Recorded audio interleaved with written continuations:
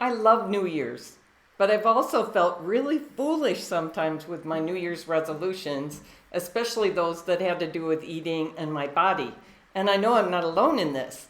There are moments in our lives when we feel it's time for a change. New Year's, springtime, a life event, something in us says, I don't want to keep doing this the same way anymore. And that impulse is actually healthy, right? It's a natural desire to interrupt patterns that aren't serving us anymore. The problem isn't that we want change. The problem is how we try to create it.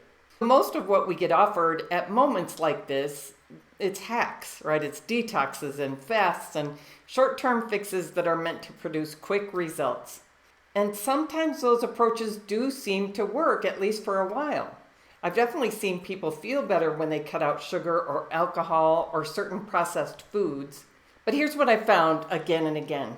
Those approaches, it's not the best place to start if you want change that actually lasts. Here's why. Our bodies are very well designed to protect us from starvation. That's why we have the ability to store fat. It's a survival mechanism.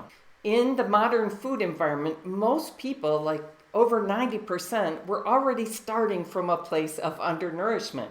It's not that there's a lack of calories, but there's a lack of real nourishing food. The majority of what we eat today is highly processed, things that fill us up temporarily, but don't truly nourish our cells. So our body adapts. It becomes cautious, protective. It stores energy. And then we hit a moment like New Year's and think, I need to slim down now. And then we cut back on food even more. Well, this isn't working for our body. Our weight might drop briefly, but what usually follows is this very familiar, frustrating pattern. You find yourself thinking about food more than ever, feeling hungry and on edge with cravings. This isn't a personal failure or weakness. This is your body responding exactly as it's designed to respond when it can't trust that nourishment is coming. This is why willpower isn't going to hold up in these moments, because you're working against your own physiology. It's completely different when you start from nourishment instead. When you eat enough real, whole, highly nutritious food, something very different happens. You're not trying to override or ignore hunger. Eating stops being the focus of your life every day. Now from there, you're finally on solid ground. You're in the right starting place. It becomes much easier to let go of foods or habits you've already decided aren't serving you. It's not a matter of having to force it because your body isn't pushing back anymore. And many people notice their mood stabilizes. There's a sense of ease and confidence that might have been missing for years. That's the foundation for change that lasts with your eating and your body. Because lasting change like this has just two essential parts. It's pretty simple. First, you have to learn to eat in a way that supports your biology, that establishes the conditions inside your body to heal your metabolism so your body isn't constantly pushing back against you.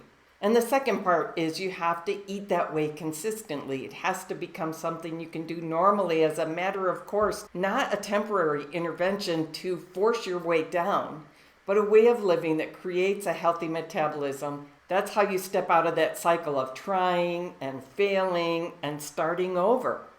You don't need another hack. You need a wiser footing and the support to stay there long enough for it to work. Moments like the new year can be powerful, not because we suddenly have more discipline, we don't, but because we're willing to step off a path that hasn't been working. But let's be clear, stepping off the wrong path isn't enough. You need somewhere solid to step onto, a way of eating that makes biological sense, a structure that removes constant negotiation and decision making, and enough support to stay with it while it becomes familiar. That's the difference between another attempt and a true point of departure. If you're ready for that kind of change, the next step doesn't have to be difficult. It needs to be practical, it needs to be clear enough to follow, and it needs to be livable and lived consistently in real life.